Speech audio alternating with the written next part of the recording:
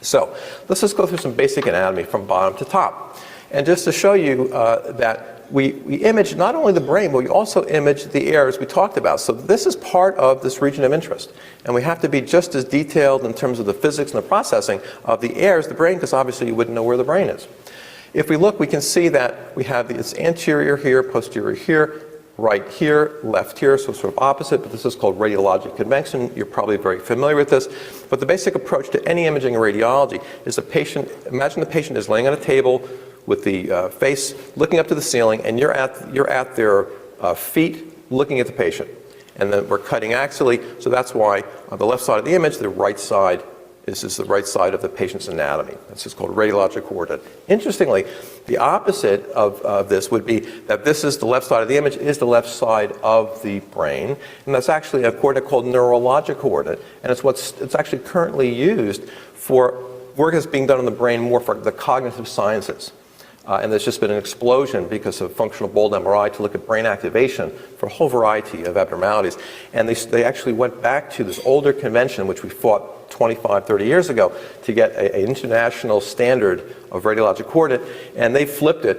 They really liked to have it because it's simple for them. The problem is that the cognitive sciences has evolved into clinical sciences, and we actually do want to have brain mapping as part of a follow-up of a patient, and they have to be very careful of right brain, left brain flips. It's interesting that we had that at the beginning of CT, and it's coming back to us because these other techniques that are being used just don't actually conform to the standard.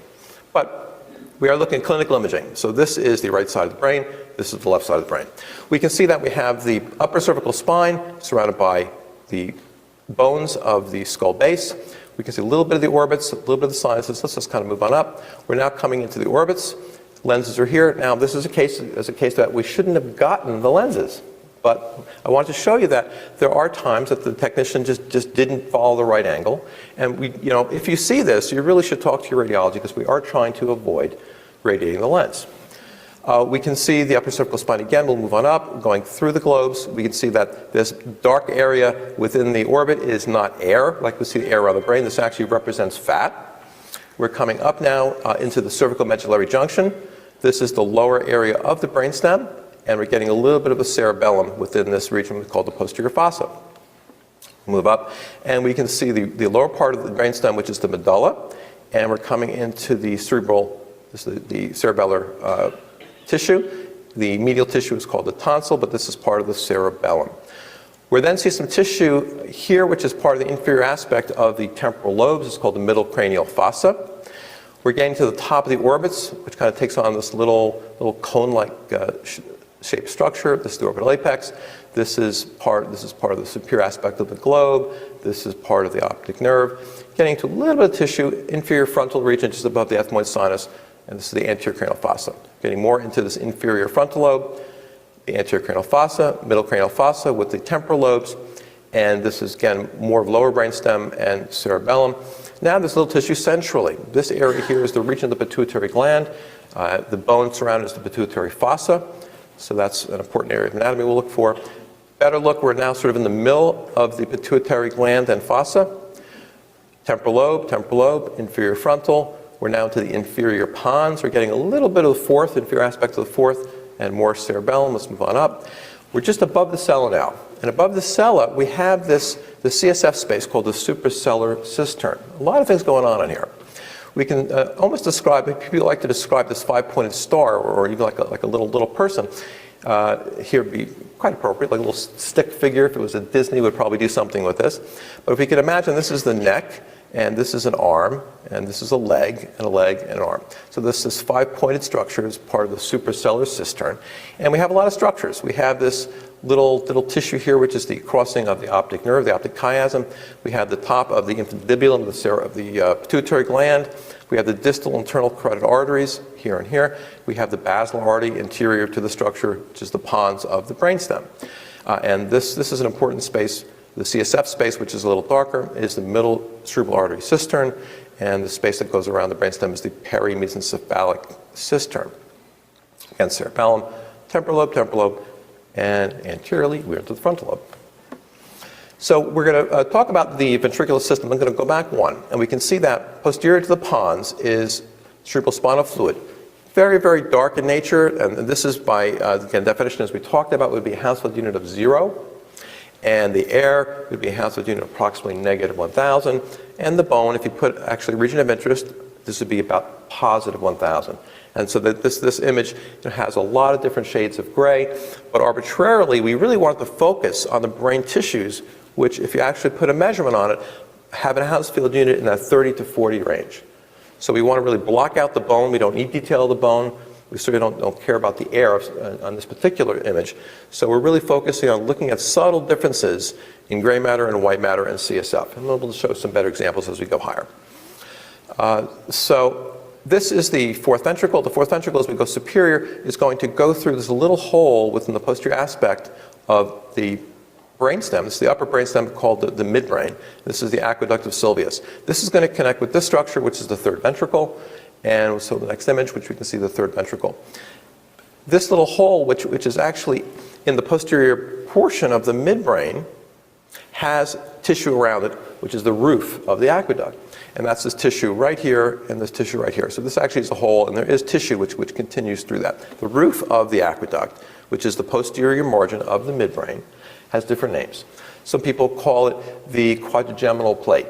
Some people call it the collicular plate. Anatomically, it represents the left and right superior and inferior colliculi nuclei. So that's what it actually is if you cut it out and put it on a petri dish.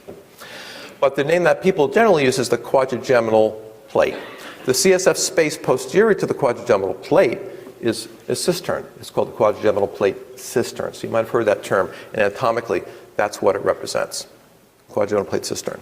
The anterolateral extension is called the Ambience Cistern. So it's around the posterior aspect of the midbrain. We're getting more into the temporal lobe. Now we see the third ventricle is going to communicate with the lateral ventricle, the frontal horns. And we'll just take one cut higher where we can see the frontal horns very well. And the frontal horns drain into the third ventricle through the foramen Monroe. Sometimes you can see it, sometimes it's hard because it's a very small structure. But this is how the cerebrospinal fluid flows. It flows from the lateral ventricle through the foramen Monroe into the third. Third ventricle will continue down to the aqueduct, and will dump into the fourth ventricle. Okay, so let's go back up. At the level of the frontal horn, there's other tissues that are very, very important. We have the temporal lobe laterally, frontal lobe. This is the cerebellum, and we can see the cerebellum has this sort of wedge-like area, and there's a little bit of a density. If you can see the little bit of density, and this represents the dural reflection over the cerebellum, the cerebellar tentorium.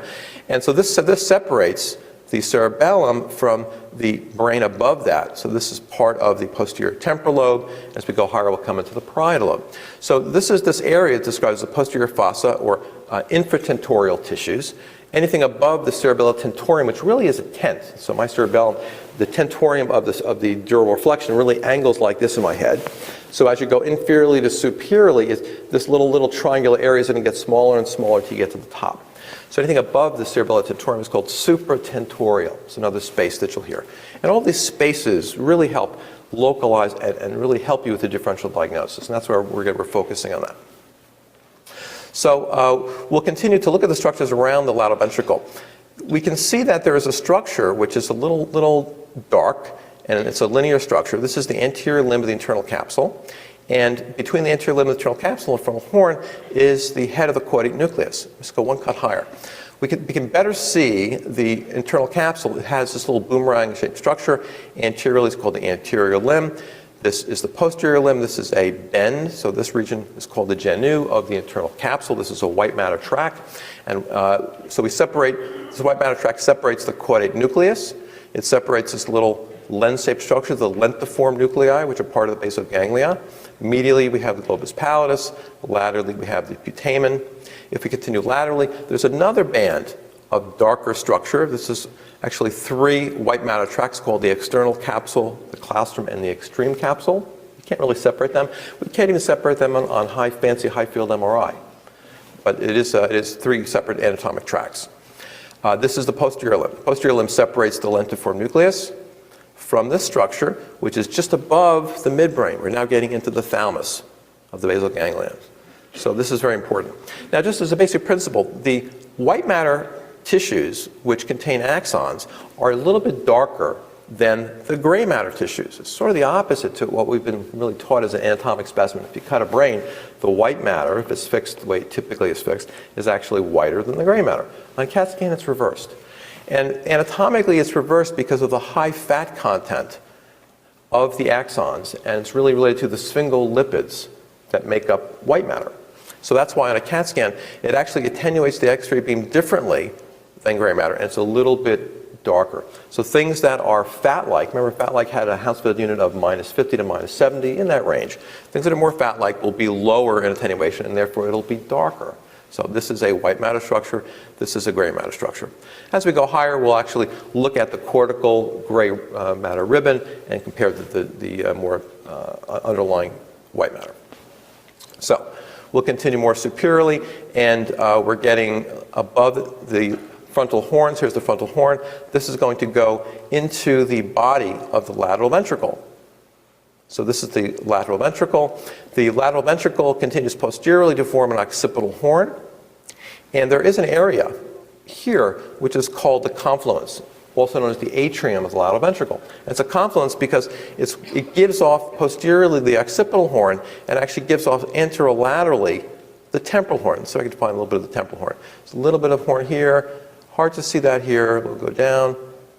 Hard to see it on CAT scan. Let me just show you the little bit of the temporal horn. This is a little bit of temporal horn. So I'm going to tell you that this is actually connecting to this structure here. It's a very, very thin slip of this extension of the lateral ventricle, and that's the temporal horn. Within the confluence or the atrium, we have this dense tissue. This tissue represents cord plexus. This is the largest concentration of cord plexus, and there actually is very, very typically some normal physiologic calcification within the cord plexus. The cord plexus produces cerebrospinal fluid. We were taught years ago that it produced all the cerebrospinal fluid. That's no longer true. It produces about 50 to 60% of the cerebrospinal fluid in the brain. The brain tissue itself actually does also produce cerebrospinal fluid. But within the ventricular system, this is where it begins, and it drains from the top down to the bottom, from the lateral ventricle to the third ventricle, to the fourth ventricle, and the fourth ventricle goes down through a little central canal called the obex, and then it also goes laterally through what we describe as the foramen of Magenta and Luschka, and that's going to eventually end its way, covering the brain and going over the convexities of the brain and get absorbed at the level of the pancreatic granulation tissue over the convexities of the brain. So that's the typical and normal pathway of cerebrospinal fluid. So we're going to go above the level of lateral ventricles, so it's the top of the ventricles, and now we're coming into just a lot of white matter. A lot of white matter centrally, very, very dark.